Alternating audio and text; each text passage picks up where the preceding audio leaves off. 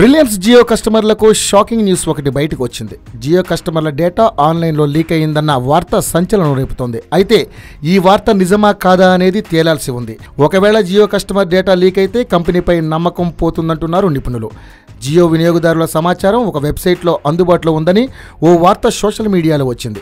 లక్షల కొద్దీ రిలయన్స్ జియో కస్టమర్ల వ్యక్తిగత సమాచారం ఒక వెబ్సైట్కు ఎలా దొరుకుతుందని అనుమానిస్తున్నారు. సంబంధిత వెబ్సైట్ URLను కొంతమంది ట్విట్టర్లో షేర్ చేశారు. జియో కస్టమర్ల ఫోన్ నెంబర్లు, ఈమెయిల్ తదితర సమాచారం ఈ సైట్లో దర్శనమిస్తున్నాయని ట్వీట్ చేయడంతో దుమారం రేగింది. డేటాబేస్ ఉల్లంఘన ఏ మేరకు ఉంది అనేది మాత్రం ఇప్పటికీ అస్పష్టంగానే ఉందంటున్నారు. అయితే ఈ వార్తను తీవ్రంగా ఖండించింది జియో. వదంతులను నమ్మవద్దని వివరించింది.